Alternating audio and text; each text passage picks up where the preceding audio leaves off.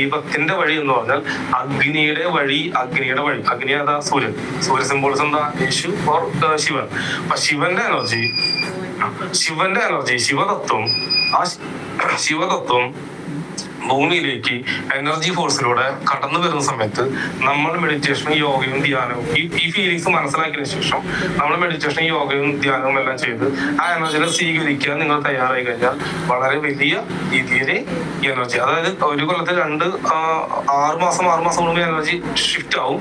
അപ്പൊ ഇപ്പൊ കിട്ടുന്ന ഈ കാർത്തിക വരെയുള്ള ഈ ഒരു എനർജി ഫോഴ്സ് എടുത്തു കഴിഞ്ഞാൽ നിങ്ങൾക്ക് ഒരുപാട് നിങ്ങളുടെ ബോഡി, നിങ്ങളുടെ ഫാമിലി, നിങ്ങളുടെ തറവാട്, നിങ്ങളുടെ ഈ പറയുന്ന കുലദൈവം, ഇതിനെല്ലാത്തിനും എനർജി കൊടുക്കാൻ വേണ്ടിയിട്ട് അമ്പലങ്ങളിലും കുലദൈവ ക്ഷേത്രങ്ങളിലും വീടുകളിലും നമ്മുടെ നാട്ടിലും എല്ലായിടത്തും എവിടെയൊക്കെ ദീപം തെളിയിക്കാൻ പറ്റും അവിടെ എല്ലാം ദീപം തെളിയിച്ചുകൊണ്ട് ഇതിനെ വരവേൽക്കും. അതാണ് ദീപത്തിന്റെ വഴി, അഗ്നിയുടെ വഴി, അഗ്നി തത്വം.